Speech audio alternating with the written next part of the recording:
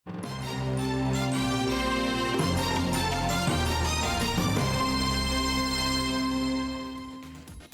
apa kabar? Saatnya Anda menyimak berita Palembang bersama saya, Auriga Agustina. Sejumlah berita menarik akan kami sajikan untuk Anda. Berikut 3 berita utama hari ini.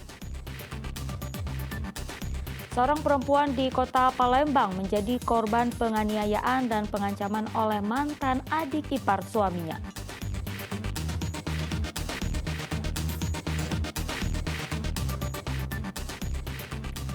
Harga telur ayam di pasar tradisional di kota Palembang hingga kini masih tinggi. Pedagang mengeluh karena pembelian berkurang.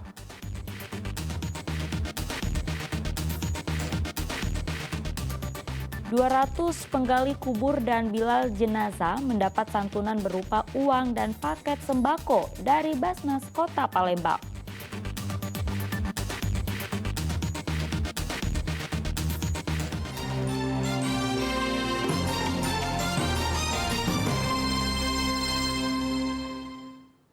Kita ke informasi pertama, seorang perempuan di kota Palembang mengaku menjadi korban penganiayaan dan pengancaman oleh mantan adik ipar suaminya. Korban dicaci maki pelaku sambil mengacungkan senjata tajam di tengah keramaian. Imelda Bunga Aprilia mendatangi SPKT Polrestabes Palembang dengan ditemani suaminya. Warga Ilir Barat 1 Palembang itu mengaku telah menjadi korban pengancaman dan penganiayaan oleh mantan adik ipar suaminya bernama Astri. Akibatnya korban pun menderita luka memar pada bagian bahu kirinya. Peristiwa bermula saat korban hendak menjemput anaknya di sekolah di kawasan Kemang Agung, Kertapati, Palembang. Namun saat akan turun dari angkot, tiba-tiba pelaku muncul dan langsung mencaci maki korban dengan kata-kata kotor di tengah keramaian warga.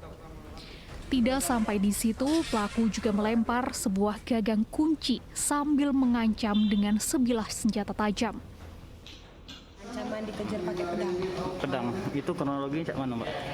Pas nak jemput anak sekolah kan.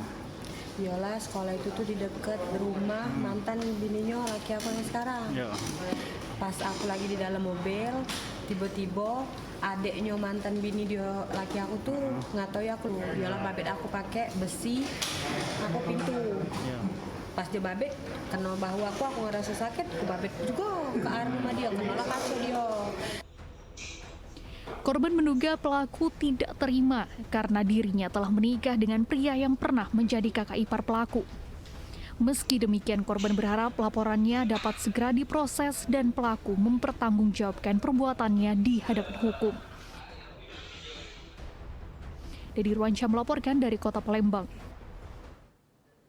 Informasi lainnya, puluhan botol minuman keras yang dijual para pedagang di Palembang disita polisi. Maraknya penjualan minuman keras kerap menjadi pemicu tindak kriminalitas. Sebanyak 77 botol minuman keras ini disita dan dibawa ke Mapolsek Seberang Ulu 2 Palembang. Puluhan botol miras ini diamankan dari sejumlah pedagang yang berjualan di kawasan 13 Ulu dan Taman Bacaan Seberang Ulu 2 Palembang. Minuman beralkohol ini dijual secara sembunyi-sembunyi oleh pemilik warung.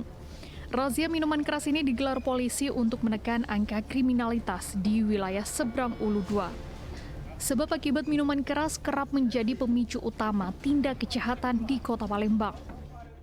Kita laksanakan di 2 tempat ya, di Taman Bacaan dan sekitarnya.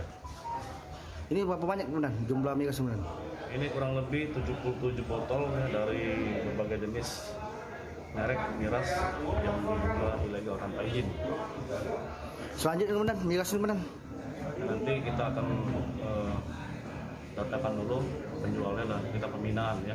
Kemudian nanti miras-miras ini akan kita musnahkan. Selain menyita puluhan botol miras, polisi juga memberikan peringatan keras kepada pedagang yang menjualnya.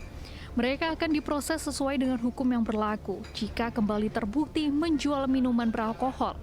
Sementara razia serupa akan digelar polisi selama seminggu ke depan guna menekan peredaran miras di Kota Palembang. Dedi Ruansyah melaporkan dari Kota Palembang. Unjuk rasa dugaan pungli dilakukan di kantor Kejari Ogan Komering Ilir. Massa mendesak kejaksaan mengusut dugaan pungutan liar pejabat di Dinas Pendidikan Ogan Komering Ilir. Diduga pelaku melakukan pungli dalam penggandaan soal ujian. Massa mengatasnamakan Serikat Pemuda Masyarakat Sumsel menggelar unjuk rasa di depan gedung Kejaksaan Negeri Ogan Komering Ilir. Mereka mendesak Kejari Oki untuk mengusut kasus dugaan pungli yang dilakukan pejabat di lingkungan Dinas Pendidikan Ogan Komering Ilir. Sebab tindakannya telah membuat resah sejumlah kepala sekolah dasar di Kabupaten Ogan Komering Ilir. Modus yang pelaku adalah mengkoordinir penggandaan soal ujian sekolah dasar kelas 4, 5, dan 6 se-Kabupaten Ogan Komering Ilir. Adapun setiap sekolah dibebankan uang penggandaan tersebut sebesar Rp13.000 per siswa. Untuk mengungkap kasus ini, pihak kejaksaan diminta segera memeriksa yang bersangkutan. Kami minta kepada Kejaksaan Negeri untuk memanggil oknum sekdin ini yang sudah membuat heboh, karena sudah mengkoordinir indikasi sudah mengkoordinir masalah pengadaan soal ini. Oknum ini diduga ada kaitannya dengan orang nomor 1. Diduga itu. Laporan yang diberikan kepada kami tentunya kami akan segera menindaklanjuti laporan tersebut. Dan terhadap oknum sekretaris seperti yang diberitakan tadi, kita lihat dulu Pak. Karena kan ini berproses semuanya. Kita lihat dulu, kita panggil dulu saksi, tentunya dengan SOP yang sudah ada di kami. Jika ada temuan yang pasti kita tindak lanjuti, segera kita tindak lanjuti. Makanya saya bilang tadi ke teman-teman yang mengadakan aksi, silakan dikawal, silakan ditanya, silakan dilihat prosesnya sudah sampai di mana, silakan tidak apa-apa. Aksi unjuk rasa ini mendapat pengawalan ketat dari aparat kepolisian Polres Ogan Komering Ilir. Massa akhirnya membubarkan diri dengan tertib setelah Kejari Ogan Komering Ilir berjanji akan mengusut tuntas kasus dugaan pungli seperti yang dituduhkan. Dirwansyah melaporkan dari Kabupaten Ogan Komering Ilir. Pengelola Jalan Tol Palembang Indralaya melakukan pengalihan arus di ruas tol kilometer 17 dari arah Palembang menuju Indralaya. Hal ini dilakukan karena ada pengerjaan proyek Simpang Susun Indralaya. Sejumlah petugas kepolisian dari PJR Polda Sumatera Selatan mulai melakukan pengaturan lalu lintas di dalam jalan tol Palembang Indralaya.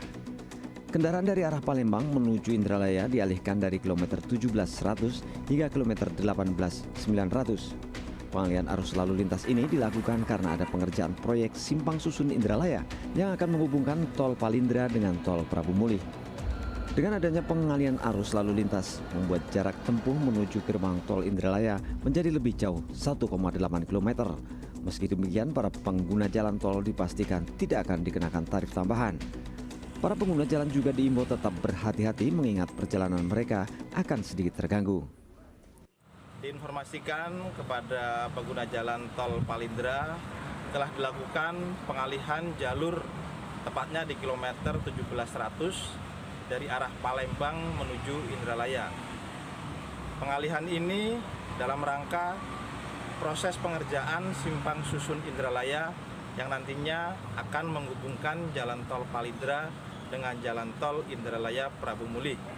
Proyek pengerjaan Simpang Susun Indralaya saat ini pengerjaannya telah mencapai 80%. Diperkirakan proyek penghubung jalan tol Trans Sumatera ini akan selesai konstruksinya pada bulan Desember 2022 mendatang. Dedi Irwansyah melaporkan dari Kabupaten Ogan Ilir.